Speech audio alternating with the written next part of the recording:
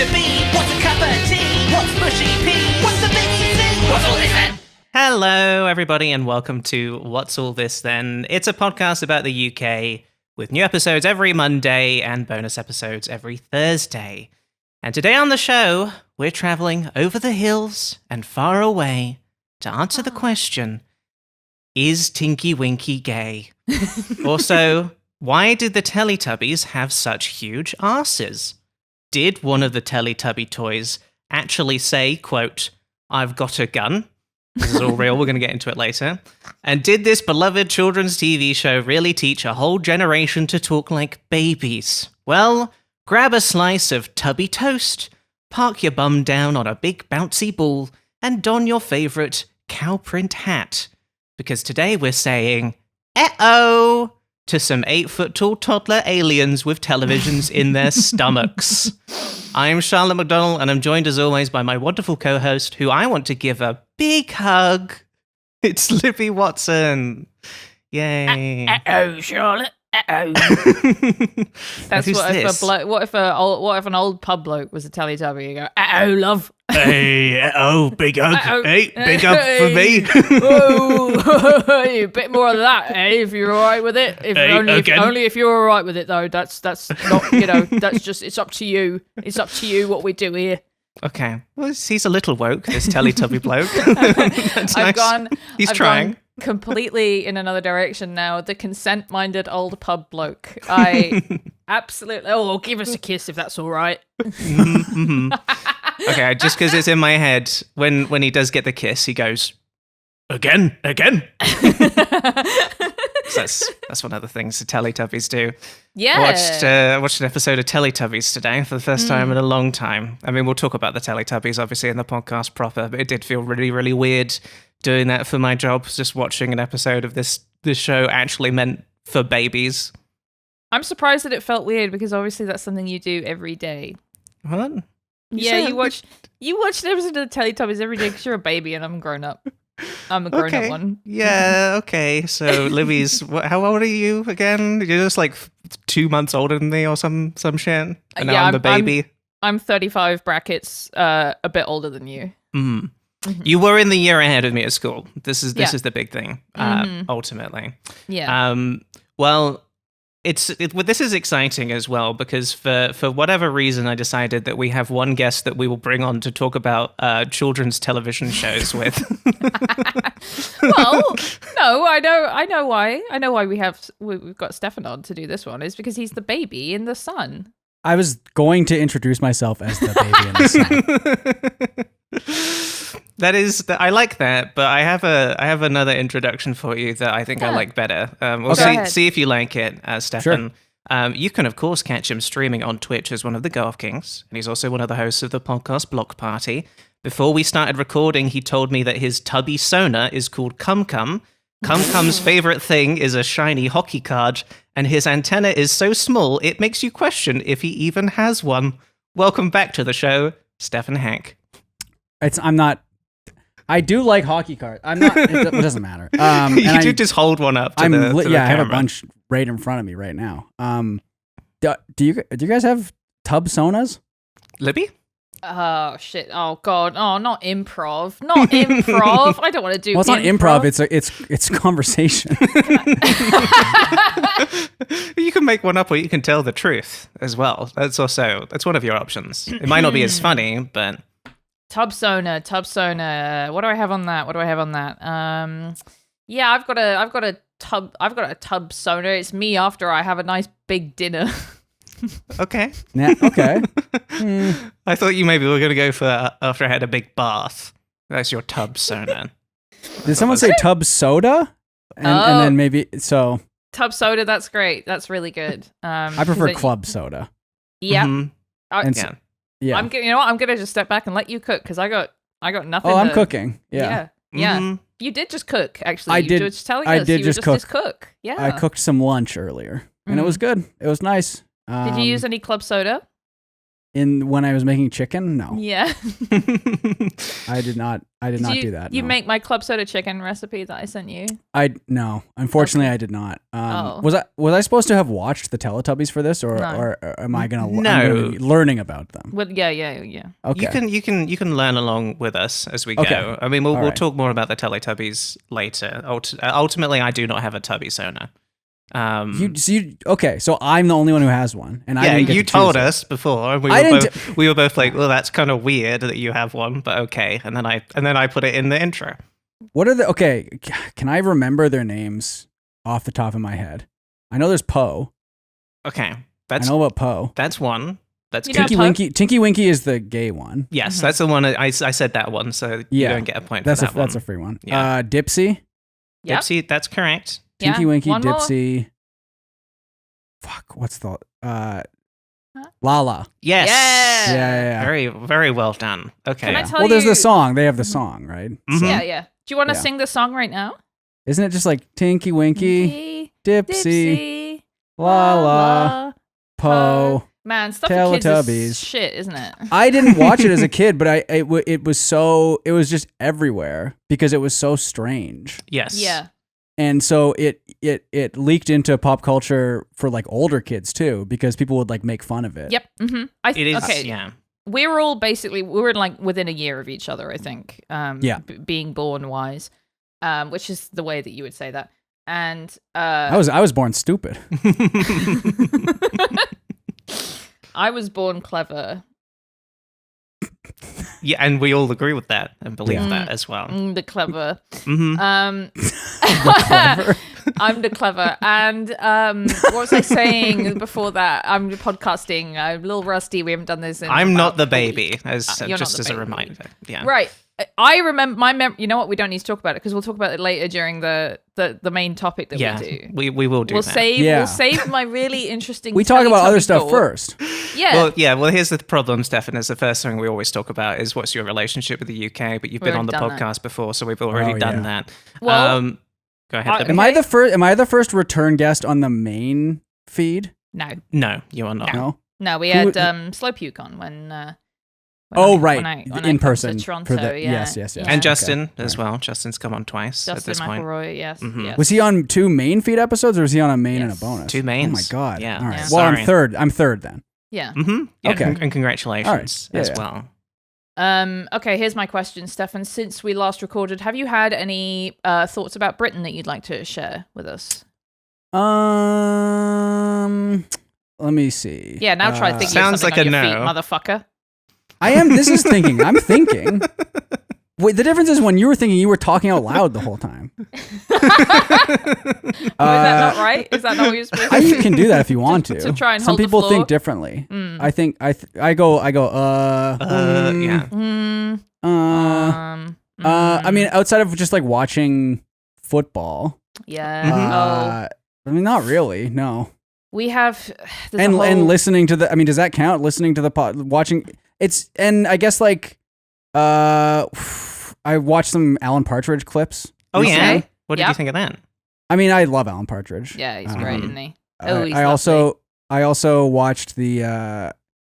Every time it comes across my feed, I'll watch it. But the Brass Eye, the pedophile in space, or pedophile as you would say. Thank you. And then also I think it was also Brass Eye, but it's Steve Coogan as like the pool security guard. Yes. No, that's the day to day. That's the day to day. Sorry. Gotcha. Yes. Lewis and I quote that all the time. It is so funny. It's just like the perfect sketch. Yes. It's so fucking funny, and it's just him saying, "No one died" over and over again. 1982. No one died. Oh my god! 1983, It's so funny. Someone died. It's so, and then also like like a pigeon got in, and like I can't. Incident It's with the pigeon. Yeah, it's God, really it's so really funny. good. Yeah. Yeah. Steve Coogan's basically maybe one of the most goated guys there is. I need to watch the Trip movies again. I mean, I know it's a series as well. I so really need good. to watch them. They're just so pleasant because it is like a travelogue as well. So you're going to all these beautiful places and it looks really nice, and you're seeing all this wonderful, delicious food. Mm-hmm. And then it's also Steve Coogan and Rob Brydon doing impressions. Yep. Like they're so good. There's 4 of them, I think. I believe. Yeah, that sounds right. Yeah, really good. Okay, here's something. You told us, and by us I mean me. I'm one person. That yeah, that's right. We don't have to record the podcast today, Libby. what? We could do it another day if you're struggling. No. No. No. I'm doing fine. You're doing great. You're doing really good. You are doing great. I'm sorry. Here's another thing. You have crackers at Christmas. Yeah, so that's a Commonwealth thing, I guess, right? Because I really thought it was just Britain. it's a fairly common thing in Canada, I think. Like they sell big boxes of them at Costco. Commonwealth. Oh. You just said Commonwealth, and then you said common. And it's like, man, this guy really loves saying words that have common in it, like the word Commonwealth and common. Yeah. She's really just. Are you sure you don't want to? We could record tomorrow. We took 1 week off, right? Because of the holidays, and this is what we're coming back to. This is good, and you had to subject me to it as well. That's fine. Yeah, I'm happy to be This is our easy one to sort of ease us back into That's things, good, right? Yeah. I know what it is. It's that for Christmas, I got a really big stick that I hit myself in the head with a lot. I got the hit yourself in the head stick, and now I'm really stupid. I believed you for a second. I thought you really meant that. I did get with the Christmas crackers. Yep. Let me see. I took some pictures. So my family, we've been doing it since I was a kid, basically. The Christmas crackers at Christmas dinner, and then at the big family Christmas dinner as well. And they come with little paper crowns that you wear. Of course. My head is often too big for the crown, and the crown will rip on my big head. That's fine. Next time that happens, can you send a video of it? Because I would like to see that. Thank you. I will. Well, I think also the material for the crown has gotten better, which is shocking. It used to be like really shitty, like tissue paper. Maybe my parents are buying a different brand of Christmas cracker. Yeah, it was Libby's like holding that. up a tissue paper Yes, crown. and so my head would just pop that. And Libby's head is so small. I mean, that thing could go like all the way over. It could go down to your neck if it. No, I started to rip it as I started to. Okay. Like Icarus flying too close to the sun, I pulled the tissue paper cracker too far down my head. Mm-hmm. But so I don't know if the crackers in England are the same, but it's usually the crown. It's a paper crown. It's a little like toy. Yep. I mean, not even a toy. An item of some sort. Irene opened hers and got cufflinks. Right. So like it's just, and I got a little metal hammer on a keychain. Like it's the most useless shit in the world. Okay, I do have a memory of getting the cufflinks once and thinking, man, this is a fancier cracker than we have normally gotten. So I think that might be happening. And there's like little necklaces and little, I mean, it's just junk, obviously. It's like dollar store stuff, but it's like a slightly fancier. But also, my favorite thing is it'll come with jokes or like trivia or little facts or something. And can I read you I took pictures of them. Yes. I posted these. You may have seen them already.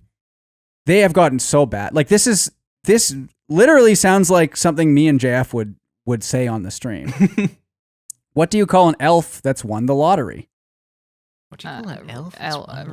Rich elf. Charlotte's not even gonna. No, I'm not gonna try. I know I'm not. Because you were talking like you were because you were like, what do you call an elf? I'm trying to think of it, but I know I'm not going to. So okay, the answer, and this is literally printed on the little piece of paper that came out of the cracker. Wealthy. Whoa. We're elfy. Wealthy. Okay. That is. I will say, that is worse than something that I would hear on the Go of Kings. Thank you. Yeah. I just think agree. Someone presumably got paid to write that. How does Mrs. Claus keep track of Santa?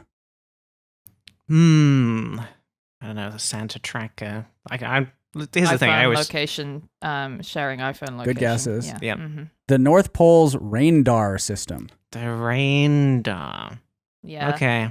Yeah, that's pretty bad. I mean, listen, what you got is still better than what I got because we did a bonus episode that came out on Christmas Day where we did open some crackers, and mine were not even jokes.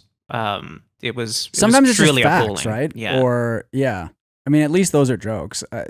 Like they will do, and they're not even fun facts. It'll be like, oh, strawberry is the only fruit where the seeds are on the outside. I don't even know if that's true. No, there's got to be other fruits that have the seeds on the outside.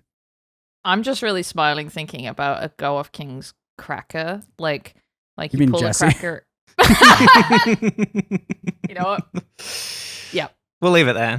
I can't top that. Okay, I'm conscious of the fact that we've really moved on from Christmas at this point. By the time I this took comes my out, tree down. You took your tree down. I mean, Libby hasn't done that yet, but I know she like just got back from the holidays, so that's that's completely fine. I'm not But taking that shit down till after New Year's, just so you know. I usually wait until after New Year's, but it takes up so much fucking space in my office, and I have to. I gotta take this down. Well, of course, by the time this comes out, we'll already be in the new year. So I was wondering. This is the only. To be clear, Libby, I left you floundering for what we were going to talk about in this beginning bit. I've already written. I think I did great. I think you did as well. You did great. your best. Yes, you definitely did your best, for sure. All I wrote down was, you guys got any goals for the new year? Because I don't know. You guys got that new year feeling? You resolutions people? I do want to. I mean, I do want to do the classic thing of like actually exercising. No, come on. No. Because I stopped playing rec soccer because of my knee, and the most exercise I get, like I walk a lot. You walk a fucking lot, and you walk a really long way when you walk as well. Yeah, I think I think I averaged about 6,000 steps a day this year, which I think is pretty good.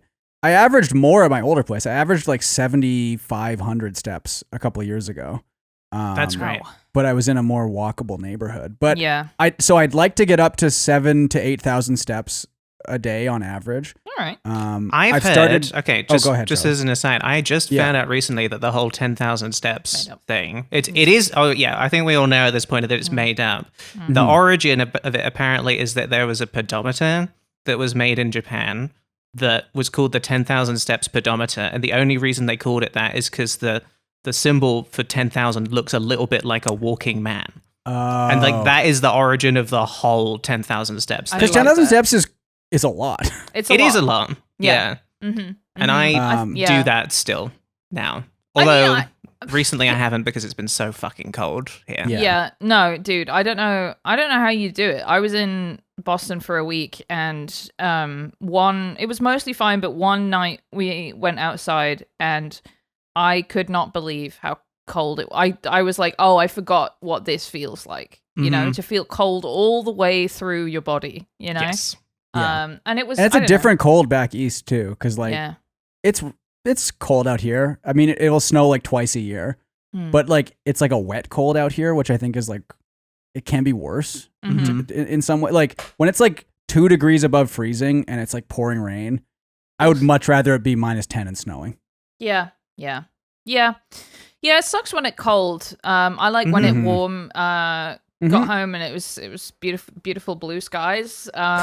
So that's so nice. That does sound nice. I don't That's know. nice. It's pretty good. 62 That's degrees. good. You know. So I'll be walking more. Yeah. I do want to go to the gym like 2 or 3 times a week. I mean, I know that's like such a boring resolution, but I've already started doing that in December to kind of ramp up to doing it in January. Okay, well this is I think one of the key things when it comes to actually you can't setting just start goals. all of a sudden. You've got to actually, I mean, just start now as well. And start building up. Don't be like, I'm going to wait until January 1st and then my life will turn around, you know. Yeah. That's Kept bullshit. that fucking quiet, Stefan. Oh. Don't know that you'd mentioned going to the gym in the group chat. I think I Go did. ahead. I took a selfie at the gym and sent it to the group chat. I'm just looking. Did you sort of make like a pact with Libby that like you would tell her when you were going to, like, do you guys talk about the gym I did at in some this point. group chat? Like, why I'm trying to figure out. I did. Yeah. The only conversation I'm seeing about the gym is Tom talking about having seen the bonobo on the TV at the gym and almost falling off the treadmill. Okay. What about look up the word bike. Bike. Because that's when I was on the bike at the gym.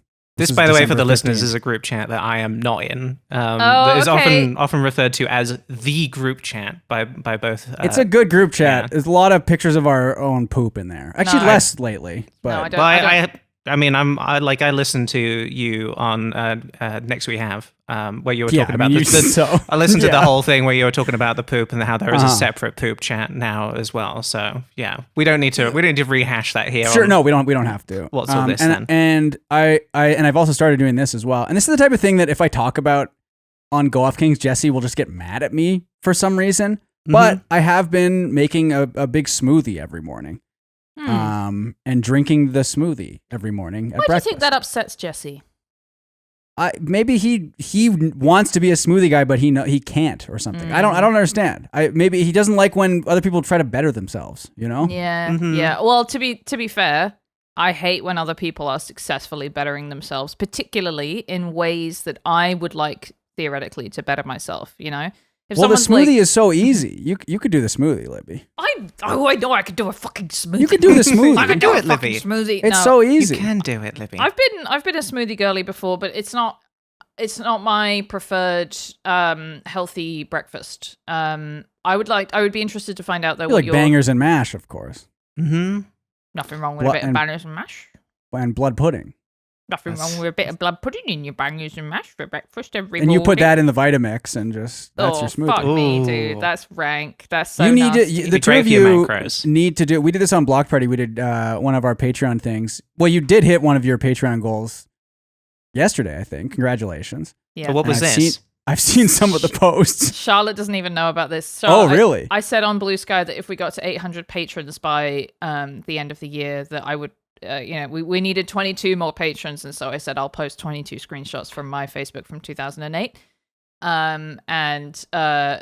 Look, I'm gonna wait until we hit, the end of the year, just in case enough people cancel their Patreon. I don't have to do Sure. it, but looks like I'll be posting some of them. I'll just read one out quick. Okay. So you get a taste. Because maybe the people who are listening to the show aren't on Blue Sky. Like me. Or just to be completely honest, I wish I can to read what people are saying on Blue Sky and post on there, but I simply don't. Yeah. All right. Well, I don't want to read out any of the ones that I sent to the group chat, but there was one that was like, this is the time when Facebook made you put "is" at the start of your status. It'd be like Libby is, and Yeah. it was Libby is wishing she was Rachel Maddow. She's the best. That rings really true to being aware of what you were like at that point in your life. That's really, really good. Well, that's exciting. And these And are now I hope posts we hit from it. 5 years ago. Shut up. Shut Okay. up. Shut up. No, Well, but what I was going to say, the Patreon goal that the two of you could do, we did this on Block Party. We did something called Canada Juice, Mm-hmm. which was we took a bunch of Canadian things and put them in a blender and drank it. And so that it was poutine, it was Timbits, it was maple syrup, it was Beaver Buzz energy drink, Yeah. Okay. a couple other things. There was a banana in there for consistency. I think, remember this. Libby, I think this is a really good idea. I think we should do British juice and we should put a bunch of British things together and then Stefan should drink it. I'll do it. I will do it. Because to be clear, I ain't fucking doing this shit. I'll do it. This is Yeah. the kind of stuff I did, when I was like in my early 20s for YouTube videos. I'm not going back there. I mean, you watch the Go Off Kings. We do this once a week, basically. Pretty So, much, Yeah. yes. Yeah. come out to Vancouver and we'll do a What's All This Then live, and I will drink Oh, I would love to. do that. I'll drink the England juice out here. Yeah, Okay. yeah. Okay, so what are we Great. putting in it? Beans, obviously. Mhm. Black pudding.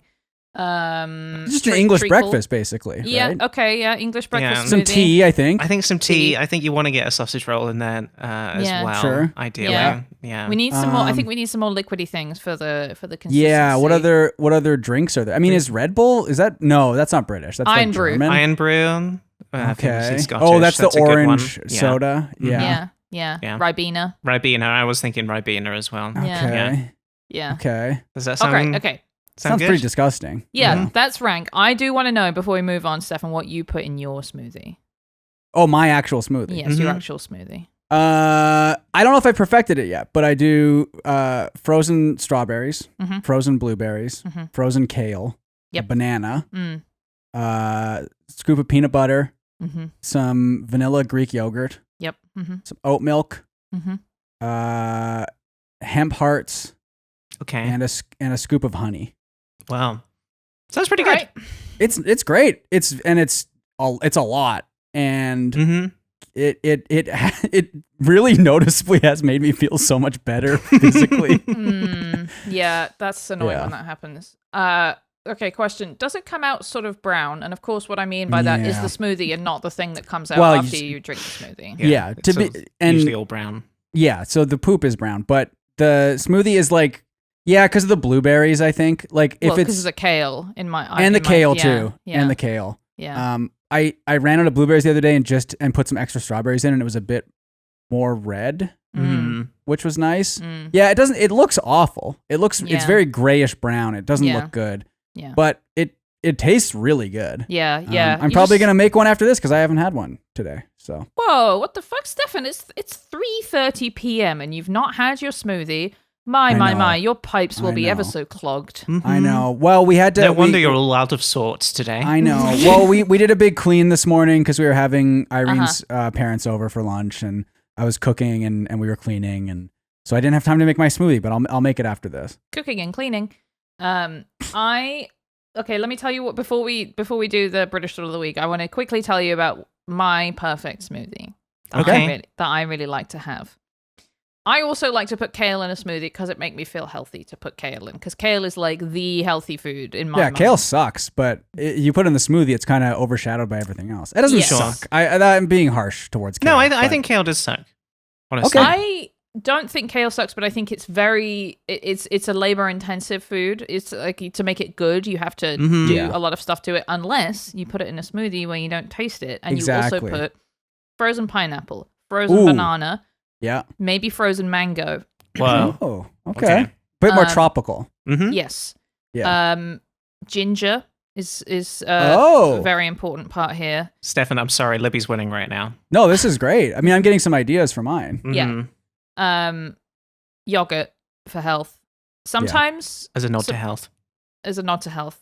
Our sub podcast that we do about wellness. Mhm. Sometimes oats, or flax, Yeah. for fiber for those pipes, the aforementioned pipes. Yeah. And then almond milk, and then sometimes if we have it in the house, I'll put a little bit of orange juice in, Oh, okay. because it's nice, and a squeeze of lemon. Mhm. That sounds lovely. good. Yeah. Charlotte, what about yours? Well, oh God, this is a classic Libby issue of I don't want to do any improv. Well, I don't. To me, I would only ever do just like the strawberry and banana ones because I mean, that's a classic. because I just want it to like look like nice and pink Yeah. when I drink it. That is an Yeah. important thing to me. But like I do eat a fuck ton of mango. I eat a lot of dried mango, Okay. and I love ginger, and I love Yep. pineapple as well. So I'm pretty tempted, but I don't have a blender. I got like an immersion blender, but I can't. that's You can't tough. make a Yeah. smoothie in that, we can you? we bought a Vitamix like 4 years ago when it was on sale, and it was like the best purchase we've ever made. Okay, can I tell you, I still feel like I'm not very good at using the Vitamix. Okay, how so? Have Have you made soup in it? No. It cooks it in the Vitamix. I've heard this. yeah. It goes so fast. It goes that so fast. heats It's it so up. fucking loud. Yeah, like, I would it is never the do that. loudest because it has to be on max for like 10 minutes, and it's just like Couldn't the do it. loudest shit you've Yeah. ever heard. Yeah, it's yeah. good though. Extremely stupid. We have a thing for cooking soup already, and it works great. I know, but it's really easy because you just dump everything in the blender, turn it on for 10 minutes, and you have hot soup, which is really nice. Yeah, that is cool. I just got a fancy new immersion blender for Christmas, so Okay. I would probably stick to the old pot and immersion blender method. You can make guacamole in it as well. I've done that. Jesus Christ. What? This MF makes guacamole in his blender. Get him, folks! You have to like Everybody, you come don't on! just it's not you don't just like turn it on and like leave. You have to like kind of chop and you have like the stick that comes with the blender and you're like pushing it around and you know what I mean? It's good. Well, It's guys, good. We're really all turning it around this year, drinking smoothies and going out on our little walks and such. So Yeah. be I'm gonna proud start for us. drinking again too. Okay, that's huge. That's the thing I thought you needed as well. So that's great.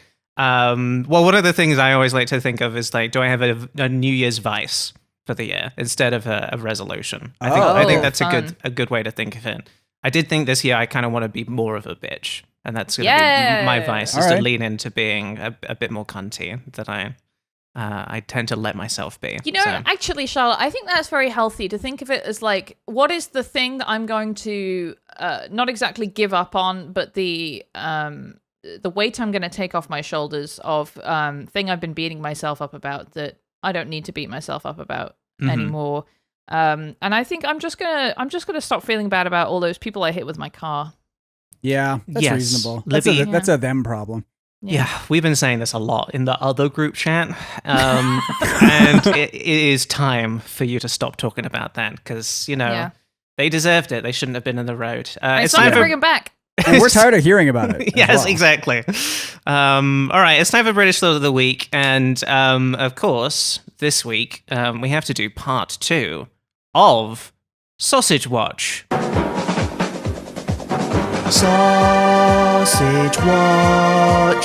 Sausages, we are watching you. Sausage Watch.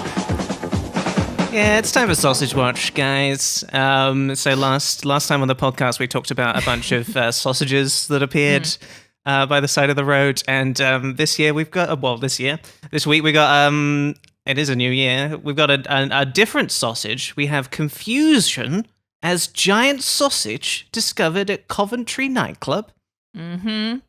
That's what we've got. Stefan, are you intrigued by this? I mean, confusion. I would love to find a giant sausage at a nightclub. You know? Oh yeah? Well, I'm Yeah. going to show you the sausage in question. If you could describe it to our listeners. Oh my god. I mean, I don't know. That's like some sort of, it's like a deli meat. Like when I picture sausage, I was picturing like a big like breakfast sausage or like a sausage link or something. This is more like, I can't tell exactly what type of deli meat it is. Mhm. Okay, I have a lot of thoughts. Okay. Which, That's thank good. God, because until now I've had about maybe 2 the entire show. First of all, hard to get a sense of scale here, but it does look like this maybe is not giant. Depending on the size of these tiles, because it's on a very dirty tile floor. There's maybe a bit of toilet paper or maybe a straw next to it. It Mhm. looks like it could be about 3 inches long.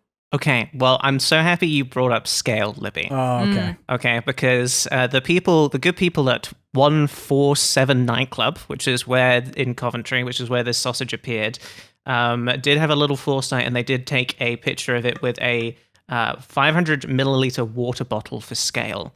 Okay. So if you'd like to take a look at this, you can really start to get a That's sense fairly. that yeah. this is fucking big. That is not as big as I okay. Well, because that's one of those shitty water bottles with like the crumply ones. yeah, right? yeah, Mhm. yeah. So that water bottle's like about this big, right? It's from Ice Valley. And so then the sausage, I mean, that's pretty big. Okay. It's like a foot. Yeah. Let me tell you why I'm finding this so unfortunate and upsetting. Is that I have had this bookmarked for about 6 months. Okay. I sent this to Charlotte months and months ago, and I was like, "Oh, this could be a British thought," and then we never did it. And now we've done it, and this whole time in my head, I've thought this sausage was like the size of a person. What? Why would that have happened though? I mean, it's a big sausage, and to be clear as well to the listeners, it sort of like seems like part of the sausage is missing. So the original It does look like. Yeah. Yeah, I think you're right. But if you it's look at not the a top real there. sausage, right? It's a foam joke sausage. No, it's a real sausage. Is That's it? a real sausage. This is Wait, a real is it? sausage. I mean, it's confusing, right? Because unlike The a texture looks so weird though. yeah, unlike a normal sausage, which is obviously made out of the intestine or whatever, there's a casing on this Yeah. one. It has the right? hard casing, which is like you see that on like lunch meat and stuff sometimes. I think, right? But we need to, you know what we need to do is we need to get Jamie Loftus on this, the author of Raw Dog, a book about hot dogs, Yeah. because Mhm. she would know what the fuck is going on here. Based only on the photo that I saw in the article that was in like the Coventry Telegraph or whatever. That's right. I was like, oh, that is a big joke, like toy sausage filled with like, the kind of stuff that they fill cheap couches with. I had no idea. This whole time, I didn't think this was really a sausage. Well, Like, I it's did- really a sausage. I did Google it, and Mhm. obviously, the first result is the AI overview. Awesome. Of this. Whole Okay, thing. well, I would love to hear what that has to say about the situation. Mhm. What happened? The incident. A woman bought a large sausage on a whim after a bad bingo game. Okay, well, location. no. Actually, hold on, because you're kind of like ruining. Oh, I'm gonna spoil. Yeah, Okay. kind of spoiling where we're going. I have, I Okay. have like a whole thing laid out. Here. Sorry, yeah. No, that's fine. It's Well, my fault. I'll just say this, and this is my thought about it. It's not the AI thought about it. Okay. Essentially, it was a quirky, lighthearted local news story that blew up online due to the absurdity of bringing a giant sausage to a nightclub. Thank you, AI, for summarizing. Like, I needed to know why bringing a sausage to the club is funny, and there's a sentence at the end that kind of explains that. It's sort of crazy to bring a sausage to a nightclub, and we know about that thanks to Gemini or whatever the fuck. It is. Yeah. It is kind of crazy to do it. So yeah, then we first found out about this from the Coventry Telegraph, as Libby said. And I did want to read some quotes from this one as the people who run the nightclub were interviewed. Whilst doing our end of night venue checks and cleaning down, we found the sausage and couldn't believe it. We found some random and strange items before, but a sausage? It was huge. There was absolutely no explanation. I mean, there was obviously a very clear explanation as to why the sausage was there, but Yeah. I mean, There's a third picture of it that really helps with the scale if you want to see it. Okay, well, it might be one of the pictures that I do. Oh, you have other. Oh, I'm sorry. Okay. I did see another picture that it does, and Libby, you'll need to see this too. It really does. The sausage looks quite big in this photo. Yes. Hey up. All right. Now I'm interested. Hey up. I mean, it's a good picture. Okay, the item thought to be at least 12 inches long and very girthy was also spotted in photographs taken while the nightclub was in full swing. Is that the picture that you're referring to, Stefan? It's the two women, and one of them is sucking the sausage like a penis. Yes. Okay, Yeah, well, okay, yeah. before we get to that, because here's what happened, right? There was an article about this in the Coventry Telegraph. Oh, there's a sausage outside of the nightclub. And the thing that the nightclub was trying to do was see if they could find the person who brought the sausage, return Yeah. the sausage to its owner. Marketing manager Rob Hall added in this first article, "Sausage Gate is real, and if it's yours, please come forward as we have to know why." And then what happened is that there was a second article in the Coventry Telegraph with a full interview with the person who had the sausage. Oh my god. Now, what I want to do is share. So, Stefan described the photo with the lady with the sausage in the mouth. What I thought was really funny is that the Coventry Telegraph did post that photo as like the headline image, but instead they posted a version where That makes it look so much worse. the faces of the ladies is blurred out, so you can see the sausage intact at this point. Going into the mouth and then becoming blurrier as it enters the lady's mouth. They posted it like this because the lady did say that she wanted to remain anonymous. Right. I see. Although we do also, it's also very easy to find the actual Yeah. image on the their club Instagram. posted it. The club Wow. posted it, yeah. She's really going for that. Huh? I mean, listen, it is two ladies out on a night on the town. They've got their big sausage. Oh, God. They're having a little bit of fun. I do Yeah. think the angle of the photo makes the sausage look a little bigger. Yeah, no, it's like a wide angle lens sort of Yeah. situation where because the sausage is like it's really coming towards the phone, Yes. it's getting bigger, and then you don't see like the end of it either. It could be several inches longer, actually. It's possible. Yeah, we truly do not know how long the sausage actually was originally. This is kind of our Hawk tour. Okay. Yeah. But I mean, the problem with this is that it's called Sausage Gate, which I don't really want. I don't really want to be What like, if instead- remember Sausage Gate. What if instead of Hawk suck on tour, that sausage? Yeah, what if instead of Hawk Tour, a girl being interviewed on the street and she says, Hawk Tour, spit on that thing. It's a horrible photo of a lady sucking on a big sausage. And What would she say though? she would And say, this is improv. This is not a conversation. Here's what she'd say. She'd say, She's got a big sausage in her mouth. I'm finding it hard to see this as a sausage because that is not a sausage, is it? The casing is so plastic and shiny. You can't eat that, can you? You can't. I think there's a casing underneath it though as well. I think I've seen there's a sausage type that I used to get as a kid all the time called like Mennonite sausage, and it was Oh. kind of similar to this, or like summer sausage. That's a bit thicker, I think. Yeah. But it'll often come in this like outer casing, and then it still has like the intestine casing around it as well. Right.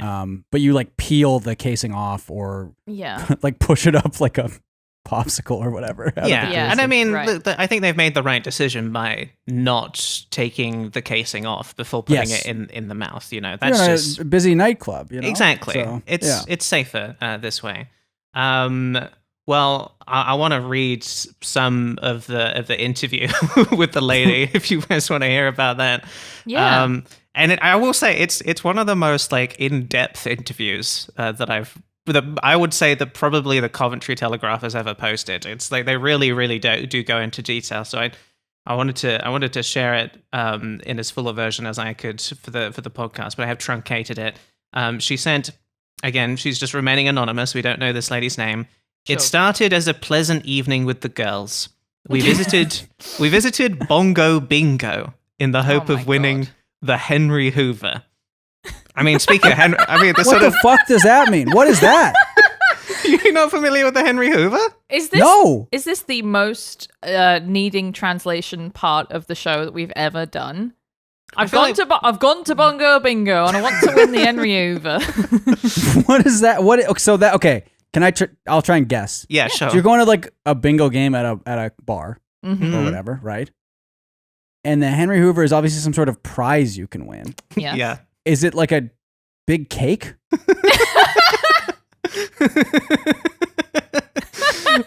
Okay. Stefan, would you be shocked if I told you that it was a Hoover?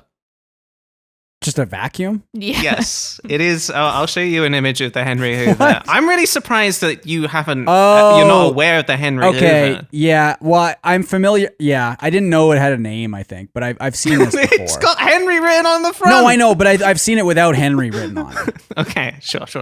Yeah. Yeah, no, Henry the Hoover, for people if you don't know, I mean, it's kind of a shitty vacuum cleaner that also just has eyes and a little smiley face. It's and then cute. The nose is where the vacuum cleaner comes Is this out. the classic bingo prize though, or? It's honestly, I haven't done enough bingo to know. I would be pretty excited to get a Henry Hoover as the bingo prize. It's practical. I would say. Yes. Okay, Yeah. so I did just quickly Google Henry Hoover Rule 34. Okay. And there seems to be maybe one person who has drawn like a sexy person version of Henry Hoover, but I was thinking more like just, the actual Henry Hoover, because he's got the very distinct. Well, there is one. It's a common problem of going to Rule 34 and not getting like the exact kind of Henry Hoover that you want, that you were hoping for. And then there's a few other images of guys just being sucked off by Henry Hoover. But there's one where I've looked up. It's characters from Ed, and Eddie, and they're getting sucked off by the vacuum cleaner. Oh yeah, okay, yep. No, I see it. Yeah. Okay. Quite nasty stuff. I didn't think I would ever, in the course of doing my job, see an image of a little Henry Hoover covered in cum. And I didn't see that one on there. Was that? I knew that I wouldn't see that because I didn't want to look at this and don't know why we are. I guess that's what. Well, I that's think what it's because I'm on here. It is sort of a thing that you do when Stefan's around. Yeah. It's just funny because it's always the stuff that's in the background of the photo. photo. Oh God. Okay, I just saw an actual. Okay, never mind. Yeah, no, an actual photo of a man. Henry Hoover gets covered in cum, and it is a guy jacking off onto. Okay. Poor Henry Hoover. And his nozzle's gone. It's just his big hole. Oh, not his there. nozzle. Yeah. I mean, I will say we'll get into the Teletubbies later. And Nunu, the vacuum cleaner, did remind me a lot of Henry Hoover. Oh, it's a video. Oh my God. Okay. So, do you know what the guy's username to continue is on the the website? story Stefan, of please tell me to what the continue username the is. story. It's Sorry, gamer Charlotte. cum. Gamer cum. I'm serious. That's one of your guys' things. I know. What the fuck? Sorry, Charlotte. Sorry, Charlotte. I really had to know about gamer. I'm sorry. cum. I apologize. I'm sorry. Yeah. Sorry. It started as a pleasant evening with the girls. We visited Bongo Bingo in the hope of winning the Henry Hoover. Okay, what's Bongo Bingo? It's just a bingo place. That's bingo. Okay. It's called Bongo Bingo. Bongo Bingo. All right. We didn't win. and we left quite disheartened about life. Again, this is a direct quote from the interview with her. We decided to visit 147 for a little dance to cheer ourselves up. The queue was quite long, and we were desperately thirsty after our long walk to 147. Me and my friend decided to visit the shop across the road to get a drink. Unfortunately, said shop didn't sell alcohol. This was a huge blow, as we were already upset about not winning the Henry Hoover. I mean, looking at the picture of them with the sausage, I mean, who's to say what they would have done with the Henry Hoover if they had won it as well. We searched the shelves, and Mr. Sausage was there with his mates, and we chose him out of all of them. We returned to 147, and the rest, as they say, is history. So that's truncated version of the interview. Don't you just love a person who is being interviewed by the local news and you know that they really were excited to get to use the phrase, and the rest, as they say, is history about their own story that they just did. And the story is they bought a sausage from a shop. They bought a sausage and they took it to the nightclub, and then they left it outside. And this is like the biggest news story in England. Several weeks. Yes, no, absolutely.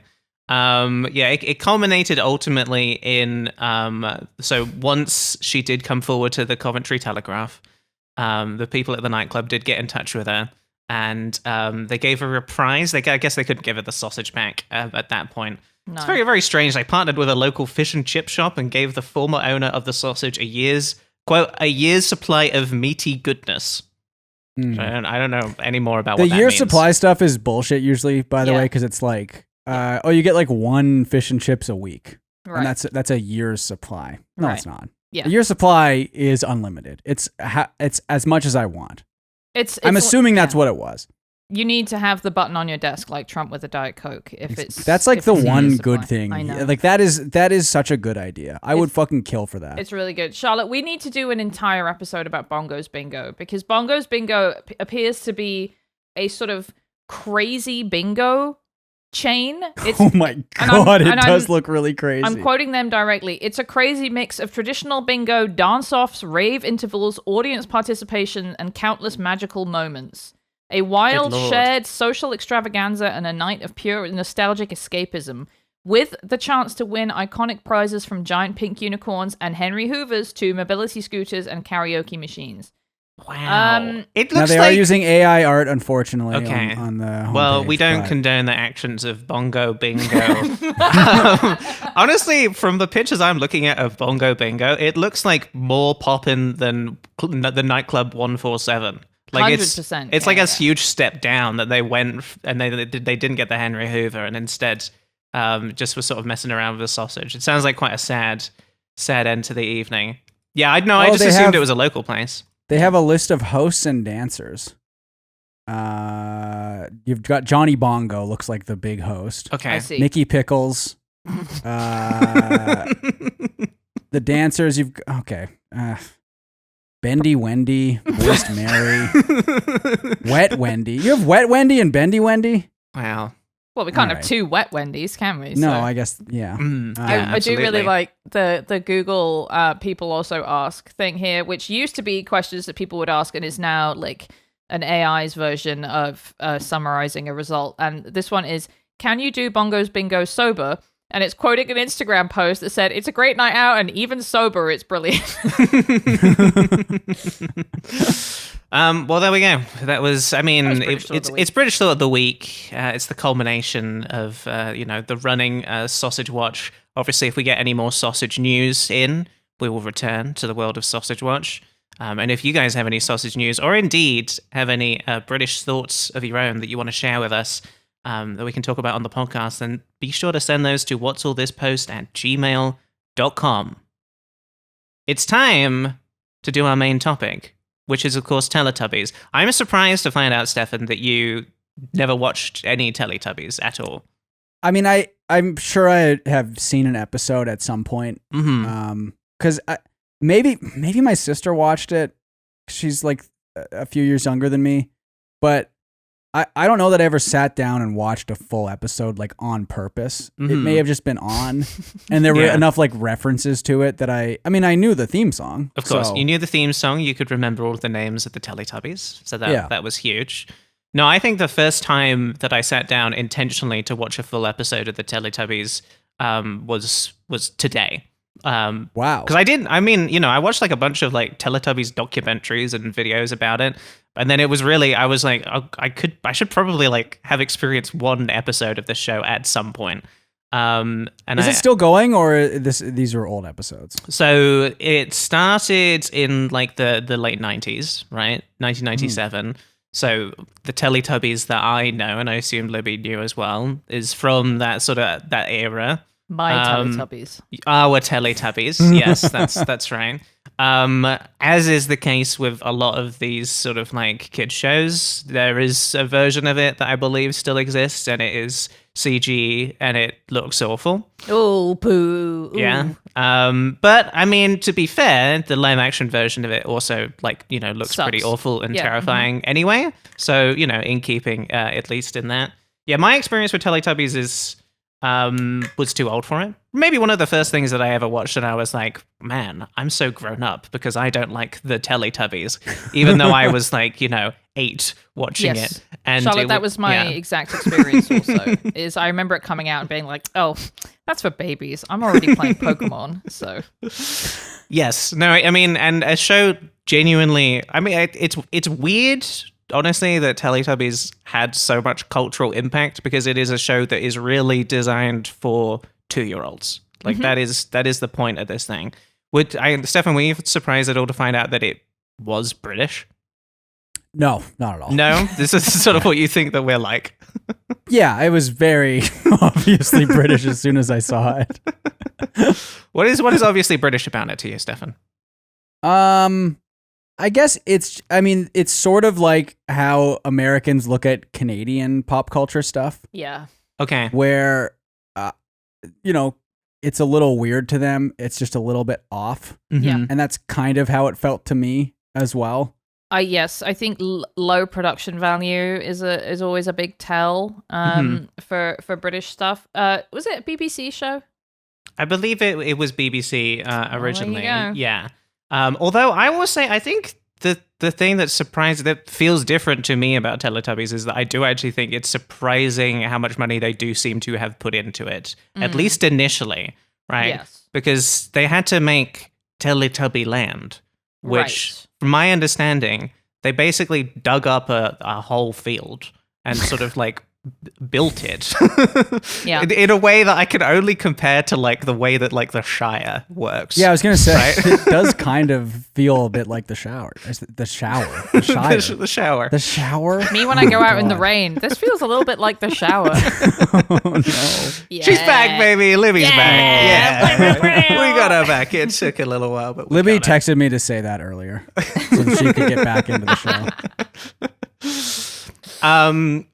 Well, in my research, I ended up watching a documentary about the creation of the Teletubbies. And I had Libby's looking at me like, why did you do that? Yes. I'm looking at you like, why did you do that? Like, why would I do research for the podcast?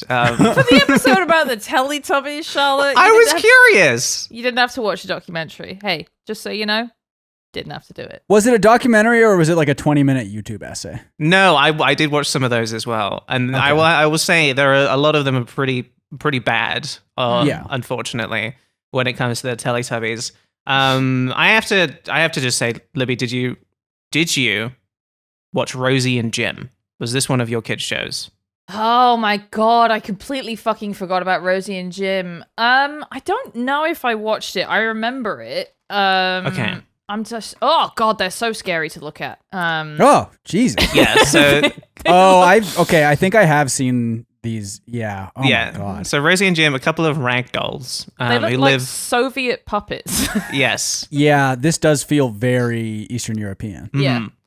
So I loved Rosie and Jim when I was a kid. So Uh-huh. when I watched my Teletubbies documentary, Mhm. and the creator of the Teletubbies said she started her first creation was Rosie and Jim, the rag dolls who live on the canal boat. I went, no fucking way, that's so cool. So there you go. You guys can say that they're horrible and ugly and all of that stuff, and that's fine with me. It doesn't affect She me. also made Booba. Oh, what the hell is booba? I don't know. I'm just Isn't that okay. something that misogynist Twitch chatters say when a woman appears? Well, it is. I think. Booba. Yeah, I've seen. You will have recognized. You'll recognize these things. This was like sort of. This was made after the Teletubbies. I will read some of the character names to you. Okay. These are the 5 boobas: Humba, Zumba, Zing Zing Zingba, Jumba, and Jingba. Okay. Man, it really does feel like sometimes it feels like if you're making stuff for kids, you really don't have to try at all. Yes. You know? I think a lot of people think that for sure. I think it is not true, but it's really hard to not like beat those allegations when those are the characters in your show.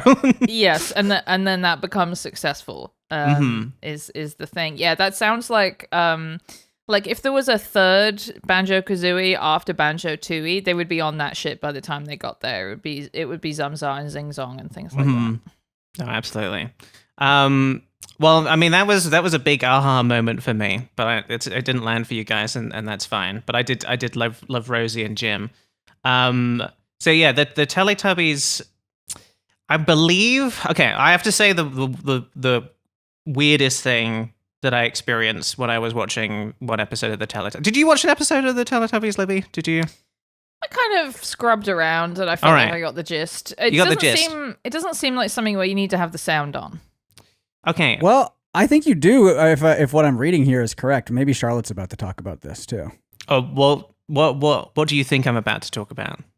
Nunu, the vacuum cleaner, who, according to Wikipedia, communicates through a series of slurping and sucking noises.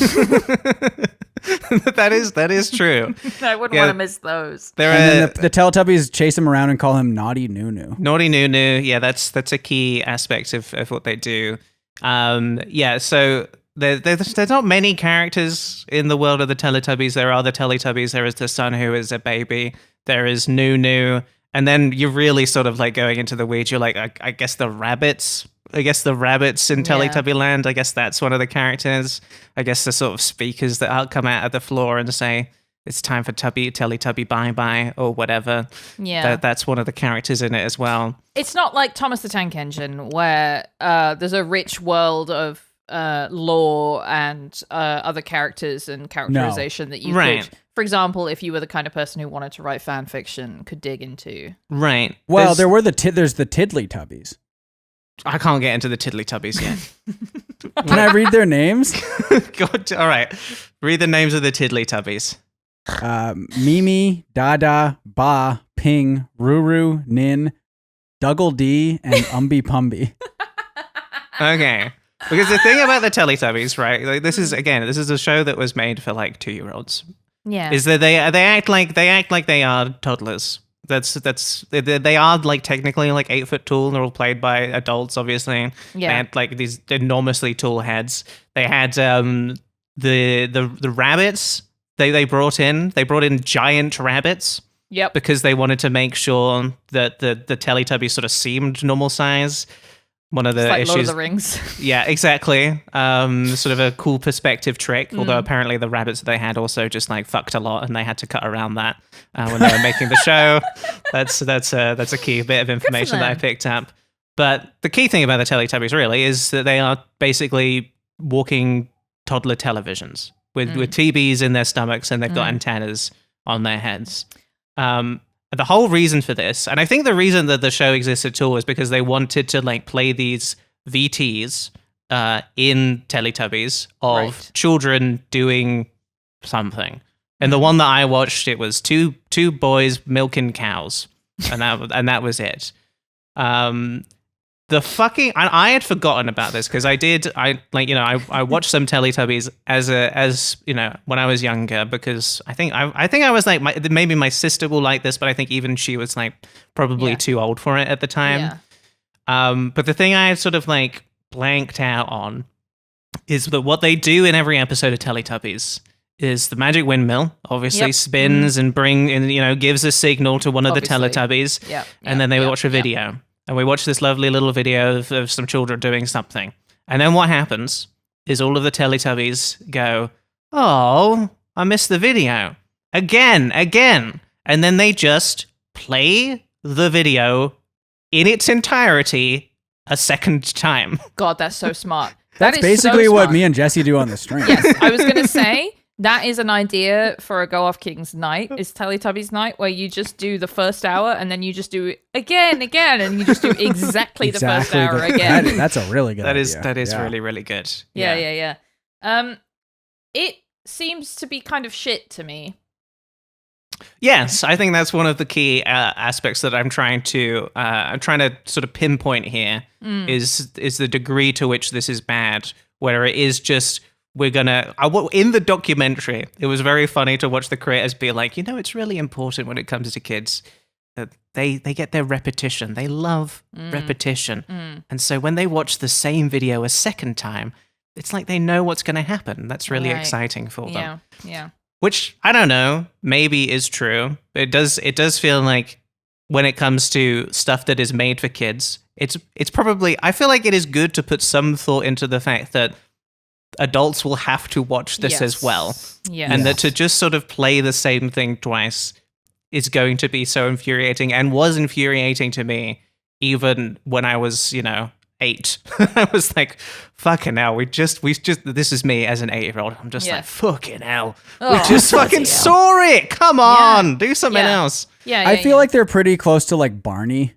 Okay, In yeah. Barney sucks. Yeah, right? fuck Barney. We all hate Barney. I would love to kill Barney, by the way. Oh my god, can you believe he just Can you said imagine that? if you could kill Barney? Can you believe he said that? Oh my god, that's so God. crazy. I hope teachers don't hear him say that, because that's really crazy that you said But that. I But think- it is funny.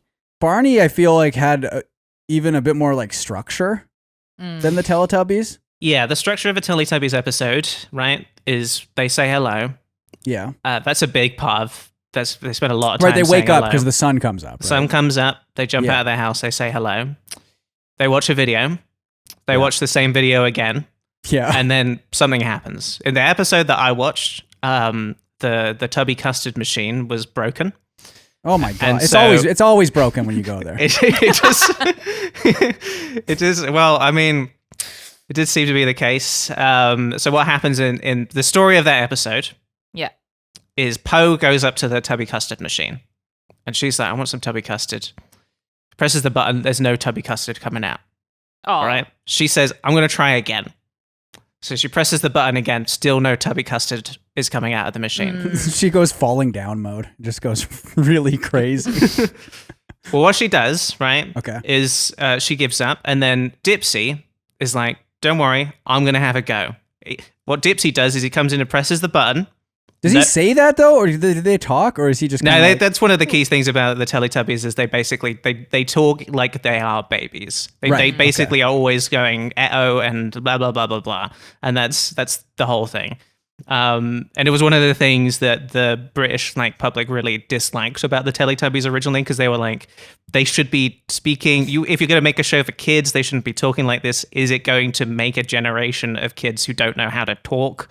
That is so stupid. It is extremely stupid. That's one of the stupidest things I've ever heard. Yeah, because kids babble anyway, right? Yes. So And you know what's the who difference? babbles at kids is their parents and other people in Yeah. their lives, because that's how you talk to them. Yes. It was a huge bit of tech to unlock for me because I never really knew how to deal with kids as an adult. I was always scared that I was, I would walk up to them and say sort of, "Hello, how are you?"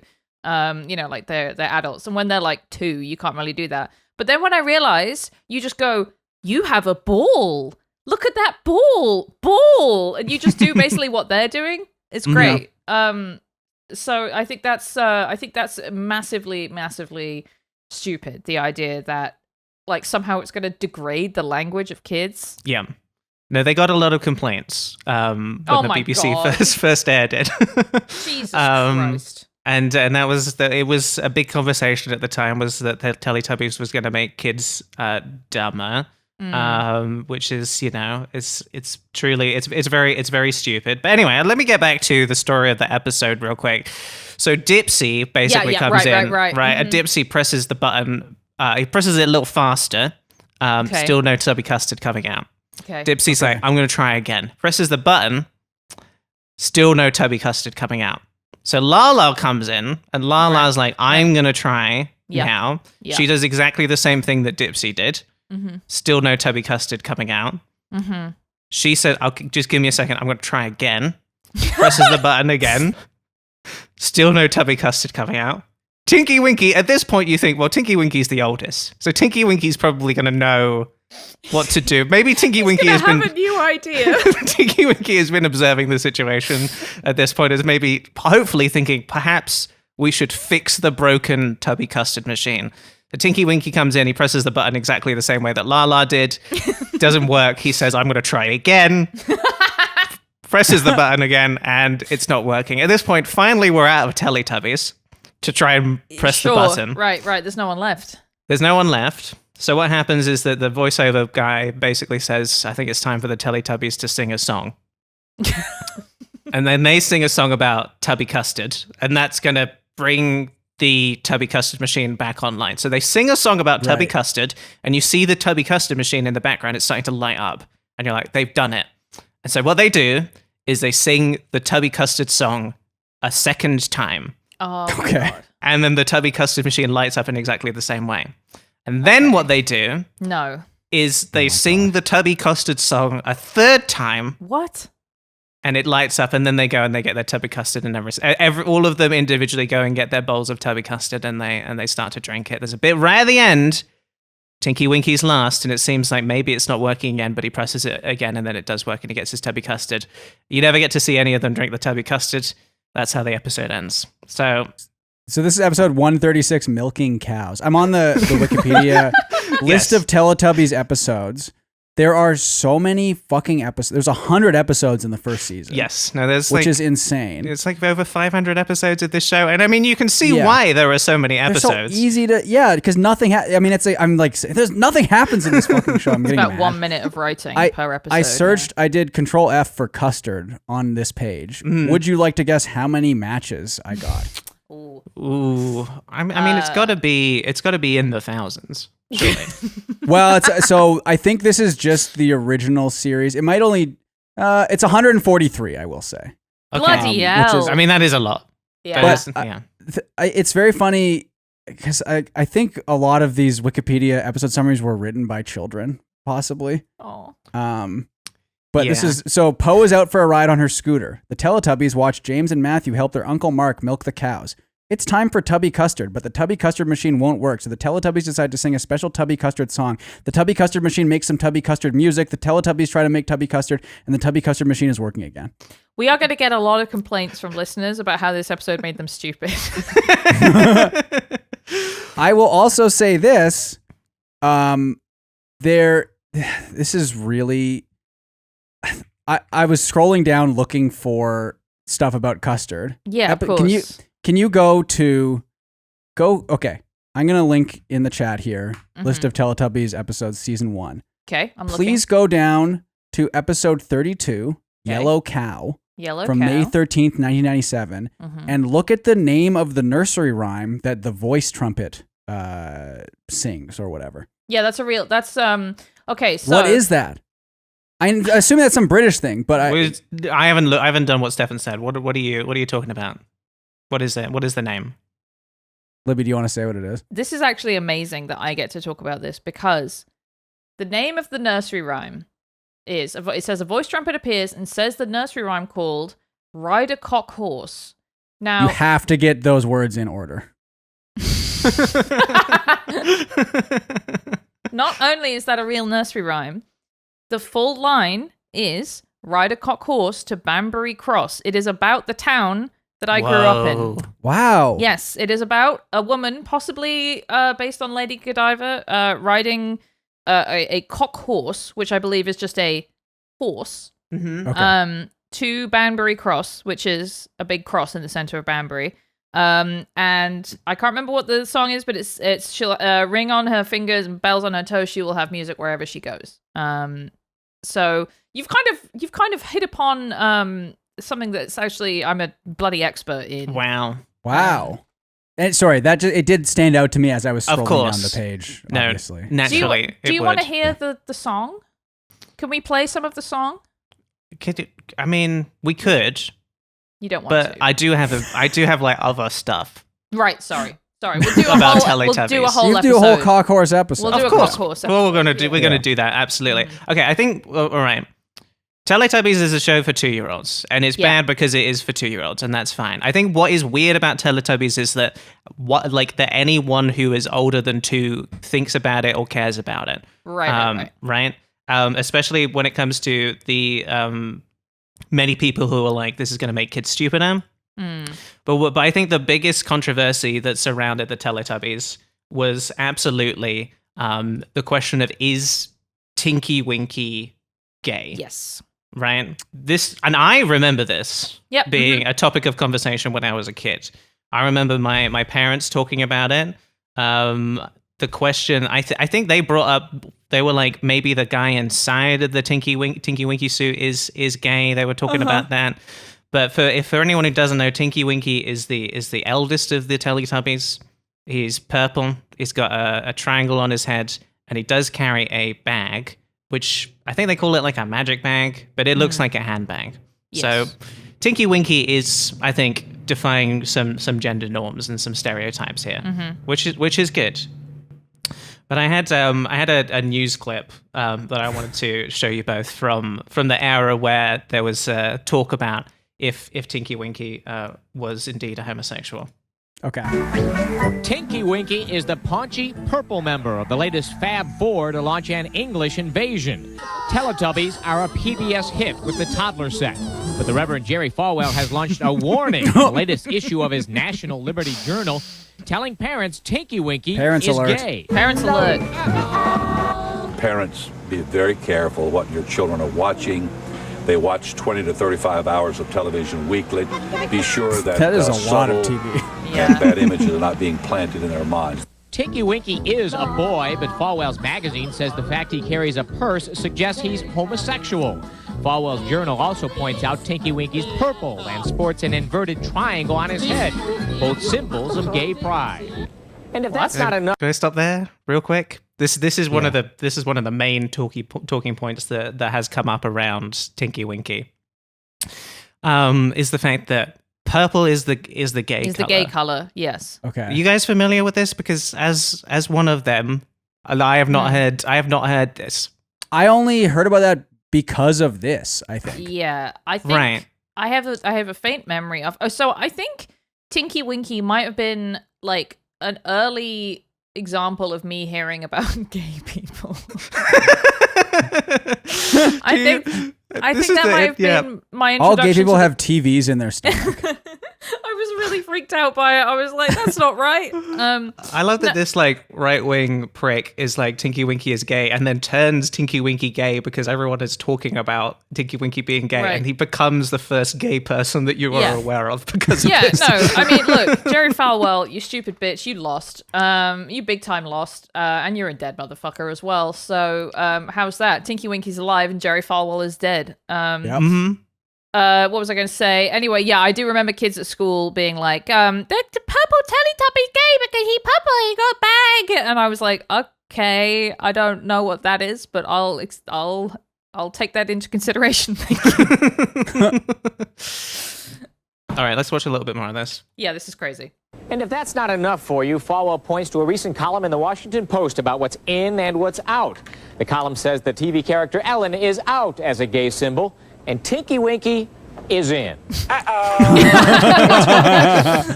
never heard such a ridiculous thing in my life. Well, unless he was gay with other toys, I don't think that Jerry Falwell has a thing to worry about. Accused of dumbing down the children. God, Yeah, that rocks. Unless he was gay with other toys, I think is really good. No, Then we would have a problem. And with that, it. yeah, right. And then what? I guess. The Yeah, we idea- would, because the toys would be alive. Yeah, that would be, we would have a whole different kind of problem. I guess the idea is that as long as they're not selling toys that fuck, then Sure. then that's bad. But it's like there's Ken and Barbie. There's a sort of implicit fucking there, right? So Yeah, but if you've ever taken off a Ken or a Barbie's pants or skirt or whatever, I've you never would done know that. Well, I obviously have. It just says like it's just the Barbie symbol. There's nothing Okay. going on down Well, there. do you see a penis on Tinky Winky, Stefan? That's what the triangle is. It's like Avatar where they fuck with their hair. Yeah. I did like this guy. They were accused of dumbing down the children in England. And here in the U.S., they say Tinky Winky's gay. Well, I think it's probably not the children who are dumbed down then. Oh, wow. Sick fucking burn. That's the smartest guy ever interviewed on a local news thing. Yes. Okay, this guy's got a great setup here. We got a really good old computer monitor here. I bet some really good games of asteroids have been played on this. Mm-hmm. No, he's not interesting enough to talk about, so we're moving on to someone else. Which, because I found, sorry to spend so much time on that. There's so much good news coverage. Yeah, No, this is great. I found the one with Tom Brokaw. And I don't know if you got that one, the NBC one. Yes, it repeated enough stuff that was also in that one that I showed. Right. But I did. There was this one. I can't remember.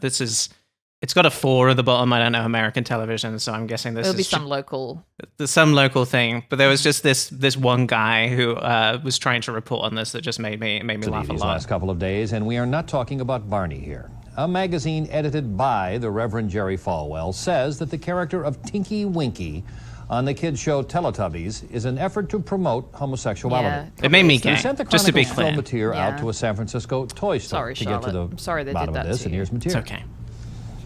These are the popular Teletubbies. They're all over the screen and kids love them. La la. Bro. It's such a strong start. These are the God, popular that's really Teletubbies. good. right out of the gate. The Teletubbies. Oh, that's so awesome. I love that. And it's just, here's the thing, is like, you don't think that your mistakes are going to be forever, but then you make them on television and someone uploads it to YouTube, and then some fucking cunt podcasters in 2026 make fun know. of you forever.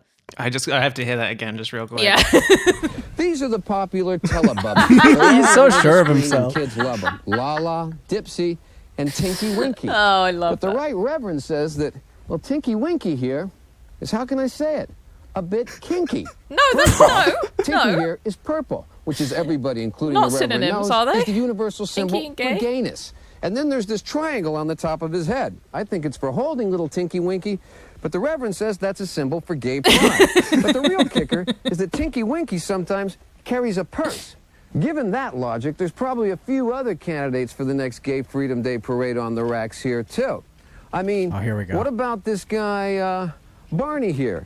He seems to be as Yep. purple as Yes. Tinky Barney Winky. is, Yes, Barney go is on. gay. Have a purse, Yes. but, you know, things can happen. Just because you talked over it, I have to. He said he doesn't have a purse, but strange things can happen. What other toys is he going And to how say are about Bert gay? and Ernie? I mean, what were Bert those and guys Ernie. doing Well, on yeah, Sesame Bert and Street Ernie. Classic. all Yeah. those years? Classic gay guy. I love I've him never putting them seen in his them go cart out as on well. a Like date. he's filling his cart with all the gay guys. He's shopping for them. Yeah. This is such a good. This is on the fucking news. I know. It's a guy walking around a children's toy store saying, "Oh, this toy is gay. This This one's guy's gay. gay too. I'll have Yeah, this this one's one is gay." gay. Yep. And this guy did also get an exclusive interview with Tinky Winky as well, so we have to watch that. Bottom line, Twinkie, are you gay or not? Twinkie. So what's with the purse? Uh-oh. Well, what would you say to Mr. Falwell if he were asking you questions? Okay. I think I saw. I'm not sure, but it said that he was in San Francisco. I don't know if this is a San Francisco news station. So I do like the idea that, you know, famously very gay San Francisco. With, I mean, I think they were taking the piss. They were having yes, yeah, having a little having fun. laugh with it. Indeed. Yeah. Um, Can we just? I know this is really annoying. Sure. Can we just watch this enough to hear Tom Brokaw say gay, because he says it in a really good way? Sure. I just put it in the chat. Yeah, no, we can do that. I mean, you can also just share the video if you want. Yeah, I don't want to do that. Right, but then I have to do it. Yeah, I'd have to open up another window. I don't have another window. Can I just in Chrome. quickly read another episode summary? Yeah, please. Because some of them are really detailed, and then some of them are like this. The Teletubbies watch some children painting pictures, and a magic book appears in Teletubby Land. The magic windmill stops spinning, and it is time for Tubby bye-bye.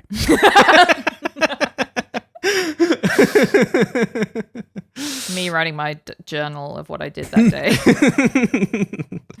All right, let's look at Libby's video. Let's look at Libby's video. Bob for NBC News, Washington. All right, well, this bit's not about Teletubbies. Also tonight, there's a new front in the battle for the hearts and minds of America's youngest children.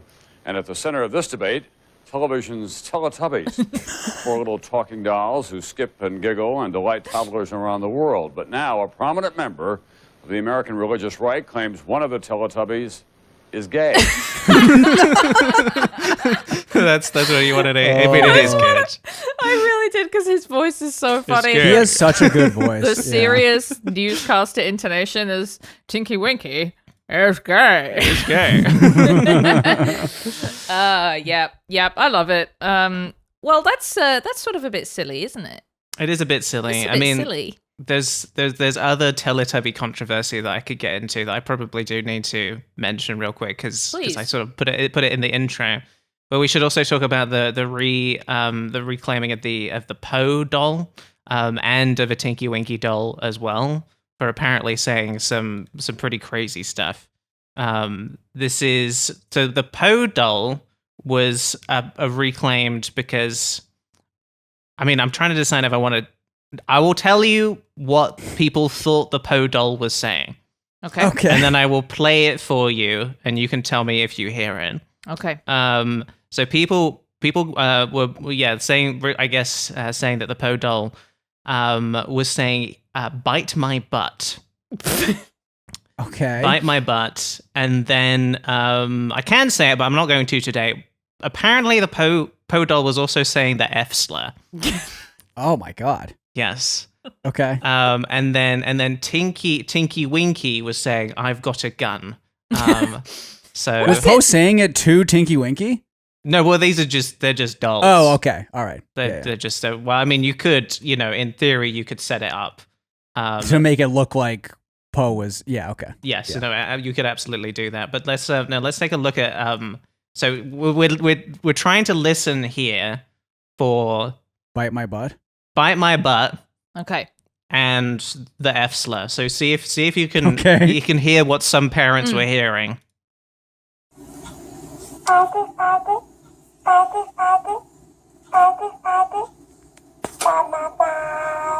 Oh, I hear "bite my butt" a little bit. Mm-hmm. I also heard "kill the president." Did you guys hear that? Do it now is what he said to me. Yeah. No, that doesn't sound like anything to me. I think that's crazy. Yep. No, that's correct. What is Poe actually supposed to be? It's just hard to tell what Poe is saying. I mean, I don't hear that. I hear it is a 2-syllable word at the start. Yes. But it doesn't sound like the F slur.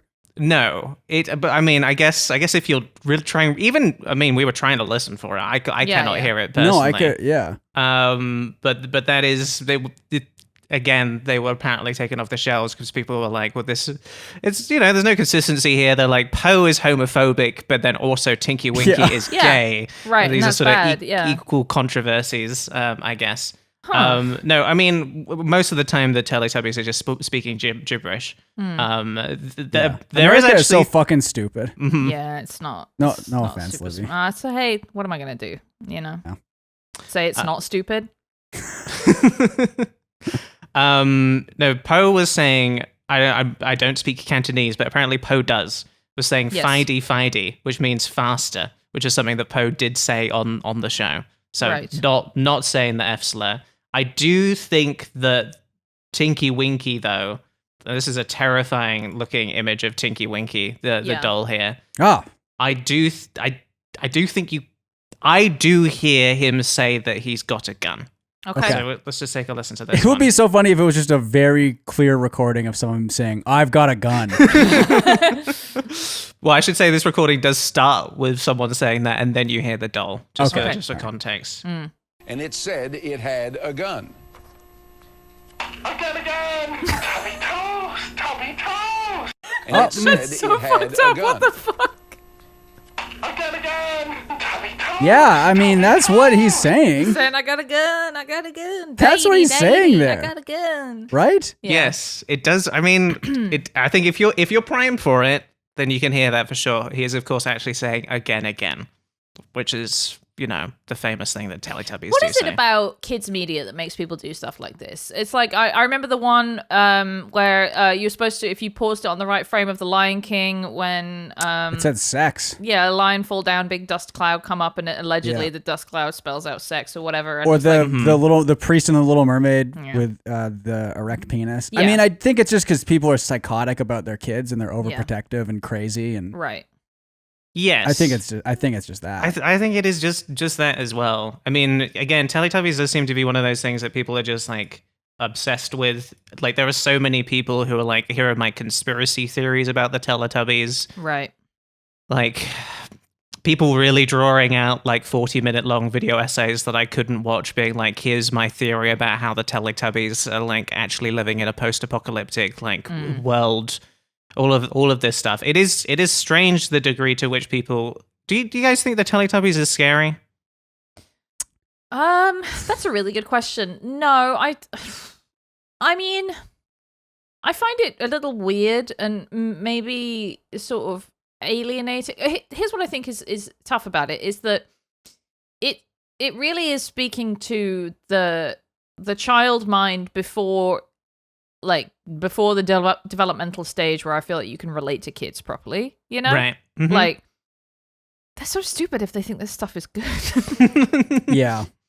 I think it's one of those things where like, you know how like whenever like Winnie the Pooh or Mickey enters the public domain and the first thing some dumbass does is like, let's make a horror movie where Yes. Winnie the Pooh kills people and eats people. It's kind of the same, like people make it scary that way where it's like, what if a Teletubby ate a guy? But they did include it at the start of 28 Years Later. Oh yeah, I forgot about that. At the very beginning. And that scene is pretty scary, but it's not scary because of the Teletubbies. No. So.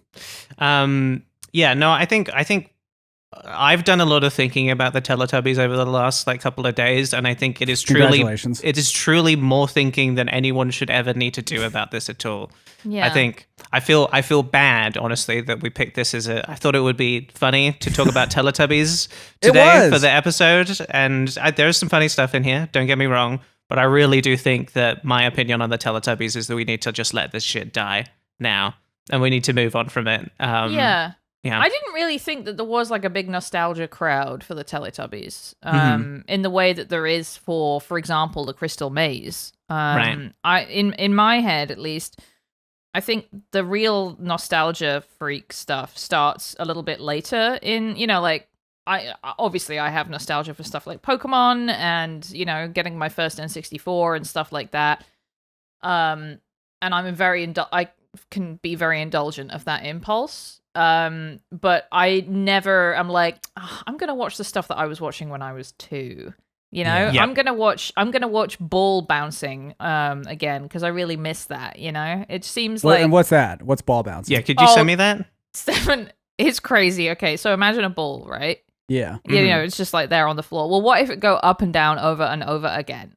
See, that does sound good to me. Yeah, I go over and over again, up and down, and then it's like, whoa, is it going to stop? You should watch the Teletubbies. Stefan. Maybe I will, yeah. Yeah, fuck the Teletubbies. Well, we got to rank the Teletubbies, don't we? Yeah, we got to rank the Teletubbies. Let's rank the Teletubbies. All right, we're ranking the Teletubbies on our British supermarket themed tier list system, with S tier being Waitrose, A, Marks and Spencer, B, Sainsbury's, C, Tesco, D, Morrison's, E, Asda, and F, Iceland. Libby, where are you putting the fucking Teletubbies?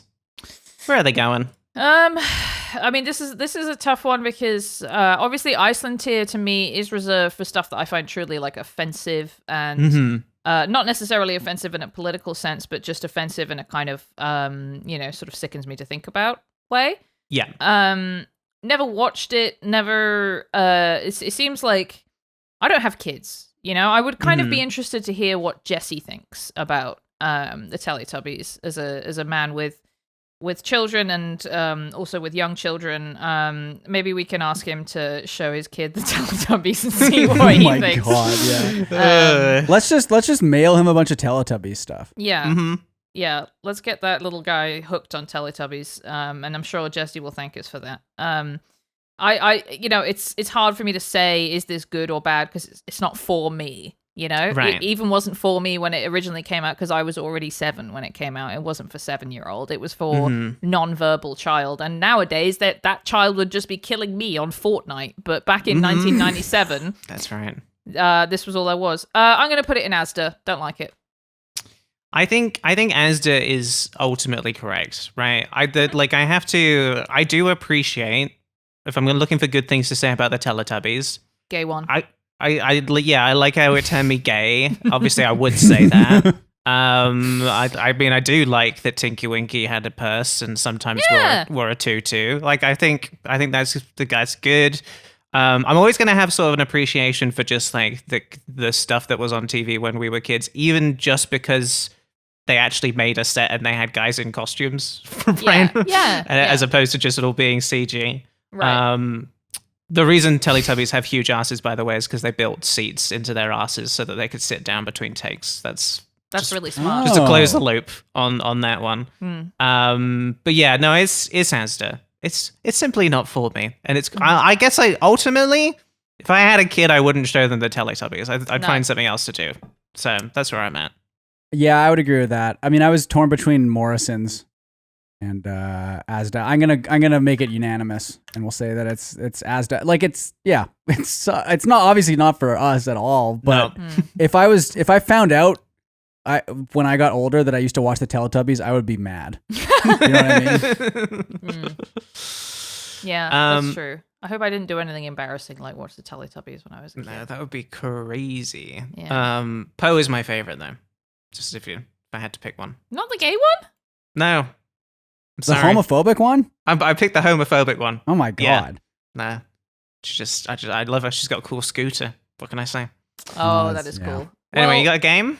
Yeah, I got a game. So, Stefan was talking about how stupid it is when people take a beloved children's character and try to turn it into something gritty and scary. And so I thought, well, let's do something stupid. So what I've got here. Okay, so Olivia's just presented an image of Poe with an AK-47 and like a fireman's axe, and then at the top it says "Murder Tubbies." Look, hey, this is just my first pitch. I just made this to kind of get the conversation flowing. I thought what we should do. You made this? Yeah, I made this. This is really good. Thank you so much. I thought what we should do, and to make this, I did Google gritty reboots to get an idea of what the posters usually look like for these sorts of things. I thought we should write a pitch for a gritty reboot of the Teletubbies, because last time we had so much fun doing the fanfic with Thomas the Tank Engine. But for some reason, I thought we shouldn't do that with this one. So I thought we could come up with a gritty reboot of the Teletubbies. So Murder Tubbies was my first pitch for the title. Do we have any alternative? I guess what we should really come up with before we come up with a title is a concept. Yeah, I mean, listen, sometimes it is good to come up with a crazy title first, though, and sort of like, so Murder Tubbies is good. I like the idea of them doing murder. I guess when you pitched this as an idea for a game, I was sort of imagining like, my first image was of like Tinky Winky in jail, or it was with Tinky Winky and he has like a human like wife and child, but he's like deeply unhappy in his life. That was the other place that I started. Interesting. Because he has a wife. Exactly, because he's repressed his homosexuality. Oh, that is interesting. Okay, because I was sort of picturing them as like, because they're like 8 feet tall. Yes. I mean, if they were just like monsters who just like ate children. Oh, sort of like a kaiju thing. Yeah. Oh, because they're in that Shire like world. You know, imagine them tromping around, squishing the bunnies and stuff. Yeah, I like the idea of like you pull out and you see like, oh, they're behind like glass when they're filming this, and like they're in this like enclosed area, and if they ever escape, they like eat kids and kill them. Yeah. That's why they're so excited to see the videos of the kids. Well, the video is on their stomach, and it's the kids in their stomach, and the way they get more videos is by eating children. Wow. And then that turns them into a video in their stomach. I think that's too gritty for me. I'm a little bit scared thinking about it. And that's what you want, though. Well, I think so. Stefan, there are no bad ideas. Hey, Stefan, I should say that. No bad ideas. And okay, what it was very funny, which is, what we need for the podcast. We're Stefan, great improv. Wonderful improv. My question is, are we doing a horror movie or are we doing a kind of, what is a gritty reboot? It doesn't have to be horror. It could just be it could be like sort of like a noir or something. Well, it's like how there's like a Looney Tunes where they're like in the future or whatever, right? You could do that too. Yeah. I guess I think of like of Riverdale, where it's very it's like cartoony and sort of like happy and fun, and then you're like very melodramatic. But now there is like a murder that's happened, Right. and all of them are fucking, and they're older, right? So that's kind of why I was like, maybe it's grown up Teletubbies, and they've sort of escaped from Teletubby land. I think that's it. I want to go with Charlotte's pitch.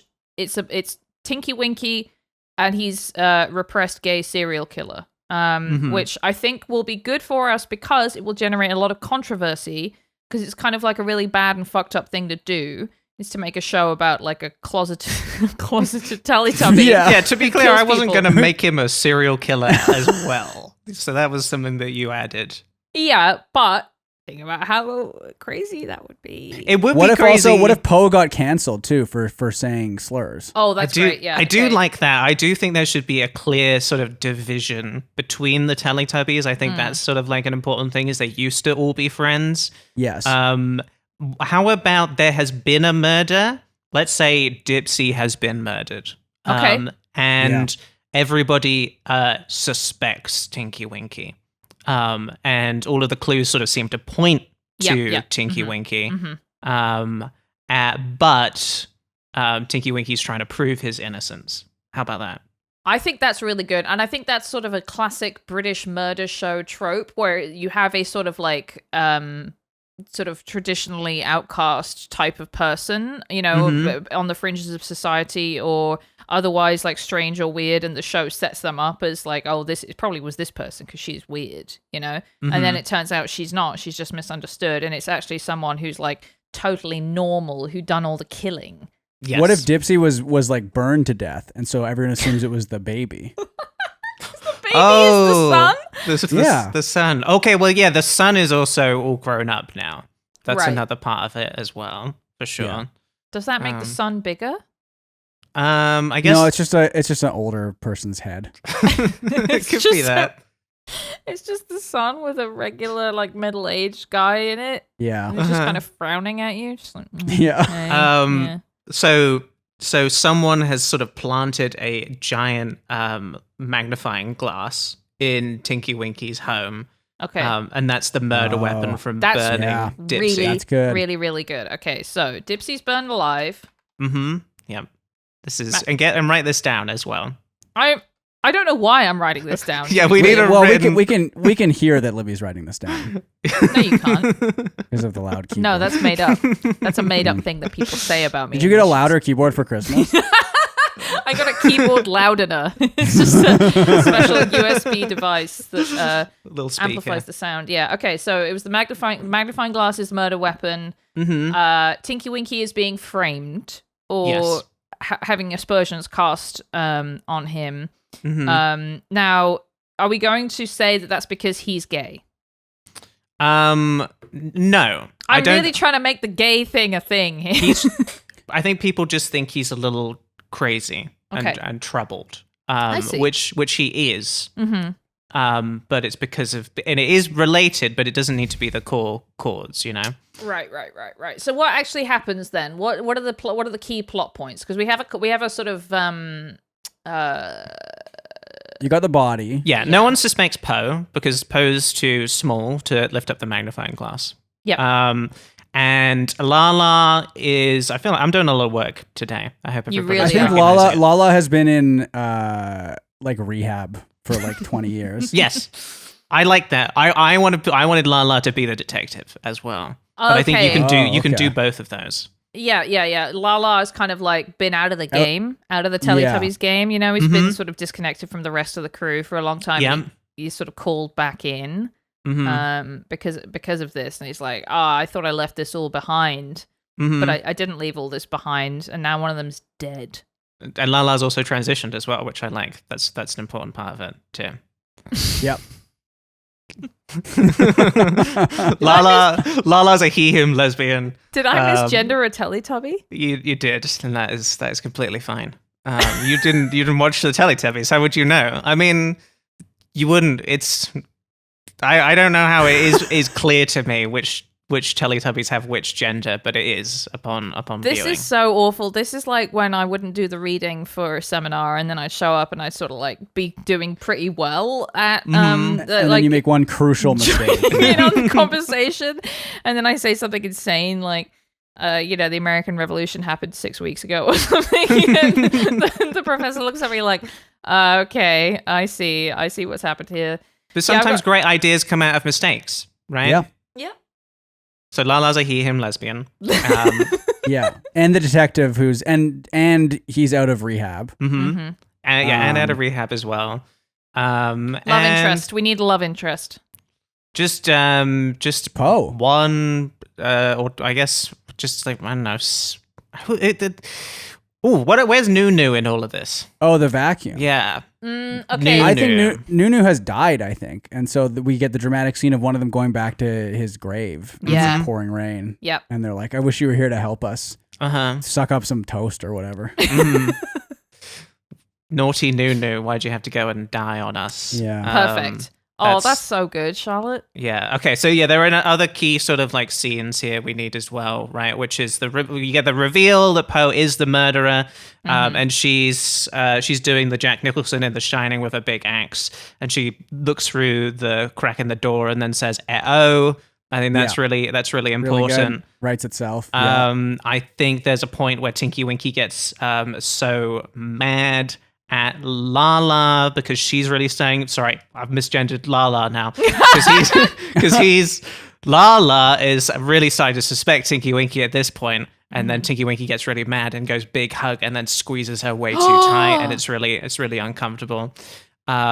At the Tinky Winky's funeral, I should be a screenwriter. Really, is what's happening right now. Tinky Winky's funeral. Going crazy. Did Tinky Winky die? No, who did? Dipsy is dead. Sorry, yeah. But Tinky Winky, the big hug implies that they are capable of harm, physical harm, and that sort of like shakes them to their core, right? Yes. Yeah. No, absolutely.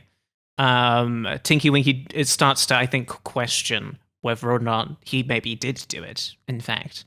And just didn't remember because he's so drunk all the time. Sort of like a memento thing. I just watched Perfect Blue last night for the first time, and there's a lot of sort of like, am I going crazy? What's happening here? Did I kill something? Like it. So I kind of like that where Tinky Winky thinks like, whoa, maybe I did do it. Yeah. Right? Yeah, and he's like about to turn himself in or whatever. You know, like the last third of the movie, he's like about to turn himself in, but then he finds like a key piece of evidence that exonerates him and changes everything, and he's got to take it to the police station. Here's a pitch. Yeah. Small circular piece of glass. Right? The magnifying glass. Yeah. Poe could hold it because Poe put it inside the O in her antenna. Oh, yeah. And that's how she did it. Yeah. So there's a little bit of red fuzz on it or something. Yeah, bit of red fuzz. Yeah, exactly. Yeah.